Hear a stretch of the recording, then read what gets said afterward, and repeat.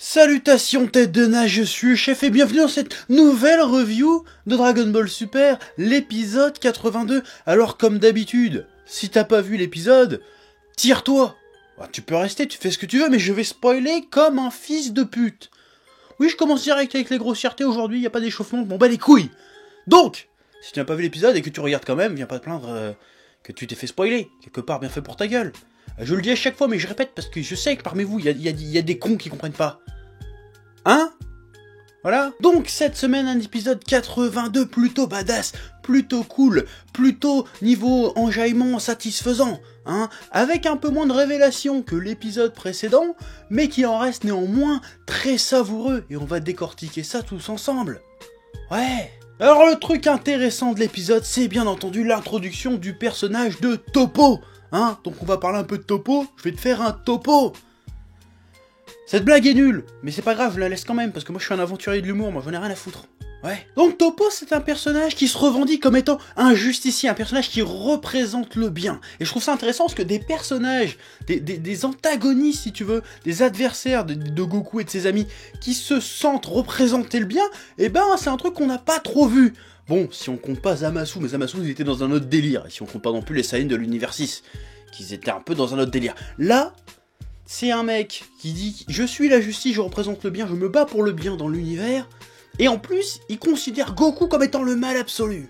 Ça, c'est super intéressant comme délire, ça je kiffe. Ouais. Donc là, actuellement dans Dragon Ball, et dans cet épisode en particulier, on se bat plus contre des méchants, on se bat contre des gentils, des mecs bien, des mecs droits, des mecs honnêtes, tout ce que tu veux, qui nous prennent pour des méchants.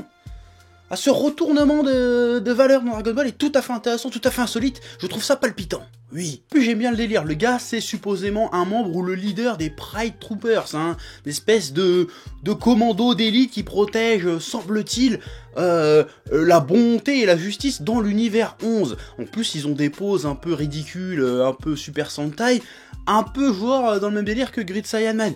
D'ailleurs le petit clin d'œil avec la petite phrase de One qui fait « Oh je trouve ça vachement cool », voilà, ça c'est le petit clin d'œil qui fait plaisir, c'était cool ça. Mais ça annonce une espèce de commando Ginu, si tu veux, mais 2.0, mais en version gentille.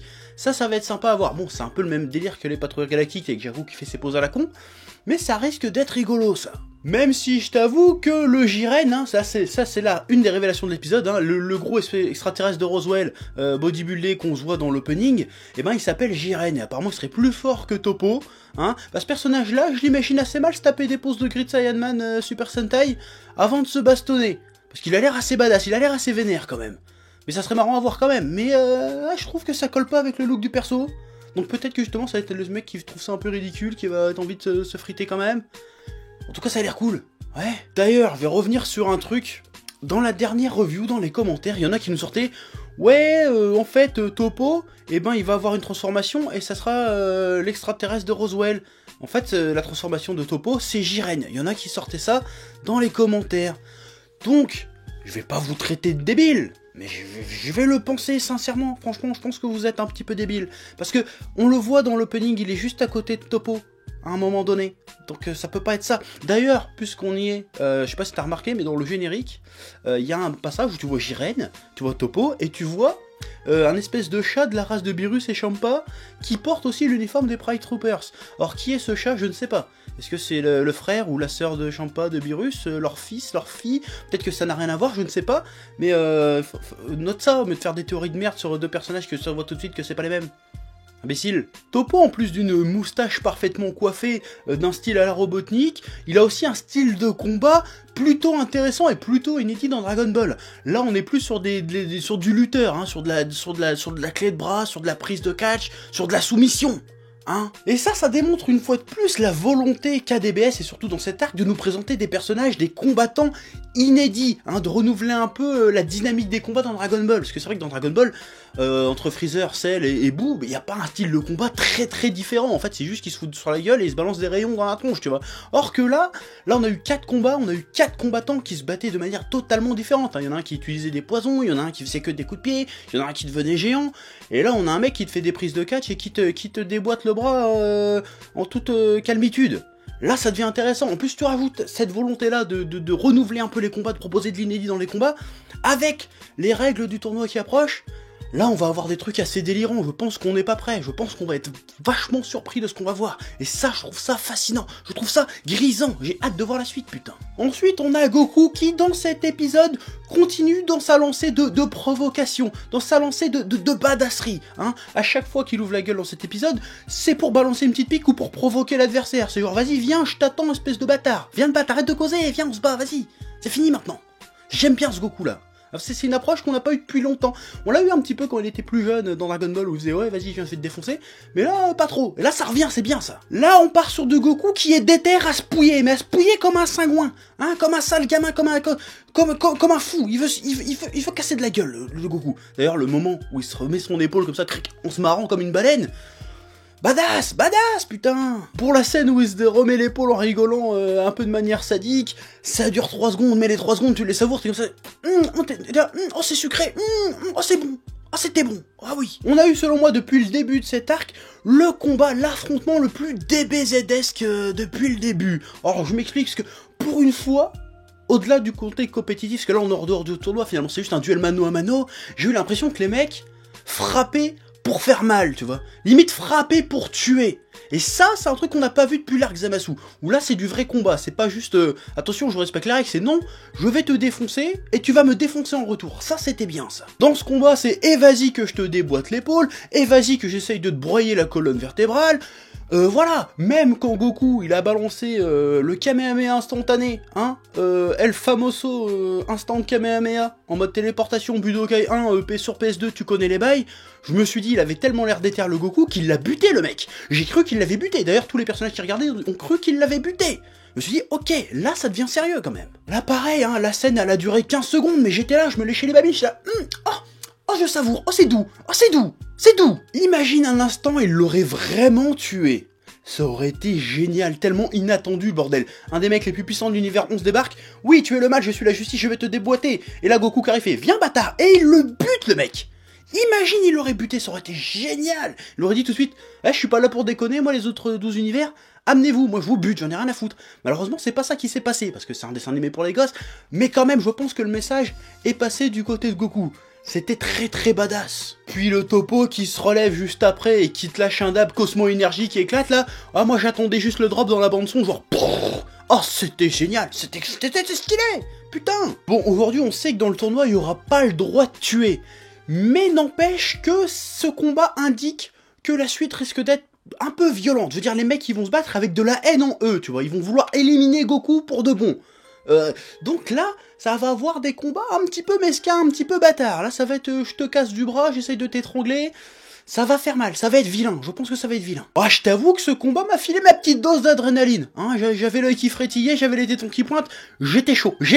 En plus, je sais pas si t'as remarqué, mais dans cet épisode, dans ce combat, on nous a ressorti les gimmicks DBZ à l'ancienne. Hein, c'est-à-dire les poursuites dans les airs où tu vois que les impacts qui volent dans tous les sens, là, bam, ça c'est génial.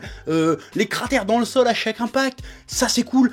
Quand ils échangent de coups rapides, tu vois la poussière qui vole de tous les sens, même les Zénos, ils étaient comme ça en train de regarder tous les côtés, genre, oh putain, c'est quoi ce truc de fou. Voilà, c'est ça qu'on veut voir plus souvent dans les combats de Dragon Ball. Bon là, les 4 combats que vous nous avez présentés étaient cool. Mais c'est ça, là, pile poil. Là, vous étiez pile poil dans le ton, un peu comme dans le combat Vegeta Zamasu. C'était exactement ça qu'on veut voir. Et moi, dans le tournoi, t'as 80 bonhommes qui vont se foutre sur la gueule. Je veux voir des combats comme ça. Voilà, là, c'est ça, Dragon Ball Z. Ça, Dragon Ball, c'était ça. Je veux voir des combats comme ça, je veux voir des impacts, je veux que ça pète. Voilà. Niveau combat, c'était vraiment très bon. Bon, pour que le combat soit vraiment épique, il manquait cette petite dose de drame, cette petite tension dramatique. Là, on sentait que c'était un combat qui avait pas vraiment d'enjeu, en tout cas pour le personnage de Goku. Donc voilà, ça prenait un peu moins au trip. Ça aurait pu être plus grandiose que ça, mais là, c'est l'histoire qui veut ça. Donc j'espère que dans le tournoi, là où il y aura vraiment un enjeu, genre ton univers va être détruit si tu tues pas Goku, j'espère que ça sera un peu plus frissonnant, hein, un peu plus piquant, un peu plus mordant, si tu vois ce que je veux dire. Puis il y a un moment dans l'épisode où il y a Gohan, il regarde le combat, il fait « Ça fait bouillonner mon sang de Saiyan ». Le gars, il te lâche ça comme ça, au calme. Moi, quand j'ai entendu ça, j'étais comme ça, j'étais « Oh, j'ai entendu ce que je viens d'entendre ». Ça fait 20 ans qu'on attend que tu nous sortes une phrase badass comme ça, Gohan. Pourquoi tu nous la balances à un moment pareil ? Tu peux pas attendre qu'il y ait un contexte adéquat pour sortir cette phrase ? Pourquoi tu sors un truc comme ça, comme entre la poire et le fromage comme ça ? Ah non, ça c'est un peu dommage. Parce que on a tous rêvé de t'entendre dire un truc comme ça, que mon sang Saiyan bouillonne. Je t'ai jamais entendu dire ça dans le manga. Pourquoi tu sors ça maintenant? Pourquoi t'as pas attendu un moment où tu te fais péter la gueule et tu fais haha, mon sang de Saiyan bouillonne? C'est dommage, ça m'a fait plaisir quand je l'ai vu. J'ai quand même kiffé, j'étais là comme je me léchais les doigts, je fais tu vois, mais j'aurais préféré le mettre dans un autre moment quand même.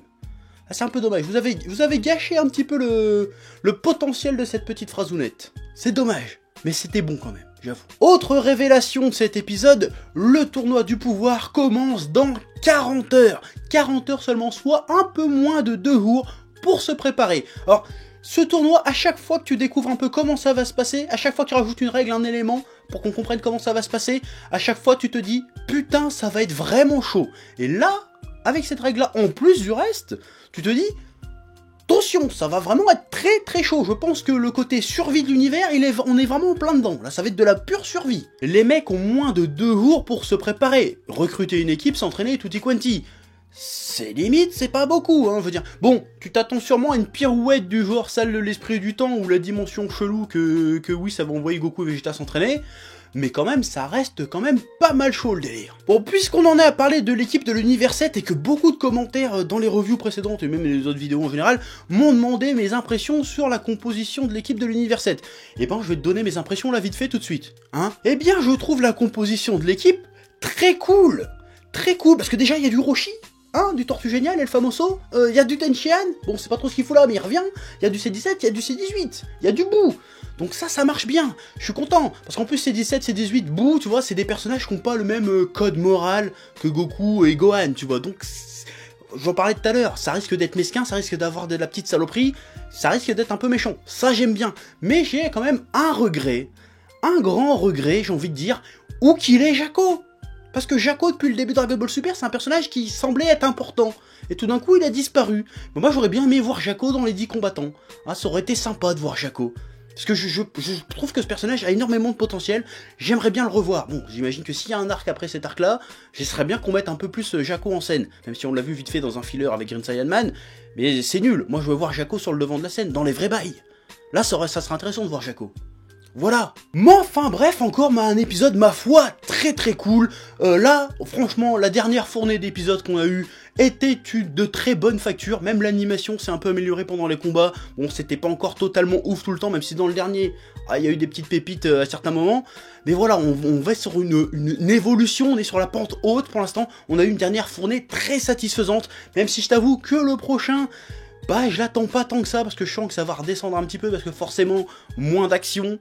Là, ça va, même si l'épisode va avoir une importance hein, dans la chronologie de Dragon Ball, parce que ça va marquer la naissance de Bra, hein, la fille de Vegeta et de Bulma. D'ailleurs, les trous de balles qui font des théories comme quoi ils vont avoir un fils, vous savez que vous racontez de la merde. Pourquoi vous faites ça, les mecs ? Mais bon, je vais pas encore critiquer d'autres gens, sinon ça va mal finir. Mais quand même, bon, en plus, Bra qui arrive, bon, c'est un pas de plus vers la fin de Dragon Ball. Hein, c'est-à-dire le combat contre Oob. Voilà, donc, parce que le doute subsiste encore. Est-ce qu'on Dragon Ball Super va vers cette fin-là, hein, disons après dans le 25e tournoi, ou 26e tournoi, si je dis pas de conneries. Est-ce que ça va vers là? Pour l'instant, tout nous montre que oui. Donc, c'est rassurant de ce côté-là. On va pas créer une nouvelle chronologie à côté ou quoi que ce soit. Pour l'instant, on se dirige vers là, donc ça c'est rassurant, c'est plutôt cool, c'est plutôt un bon point. Mais en soi, l'épisode va pas être foufou, je pense. Voilà, hein, déjà ils remettent Pilaf et tout, ça va être un peu osef. Mais en tout cas, cet épisode-là était de très bonne facture, était très bien, était parfois un petit peu grisant, un petit peu plein d'adrénaline. Voilà, il y a des moments savoureux, des moments goûtus. C'était très bien, et j'ai hâte de voir le tournoi, qu'est-ce que ça va donner, parce que là, ça promet d'être épique. Voilà, il faut que le tournoi tienne les promesses qui nous ont été données dans ces 4-5 épisodes de match d'exhibition, parce que là, c'est pas possible. Ça faut forcément être à la hauteur des attentes que vous suscitez, les mecs. Donc voilà, donc maintenant, tu laisses en commentaire ce que t'as pensé de l'épisode, tes interrogations et tutti quanti. Moi maintenant, je me casse, hein, allez, à bientôt.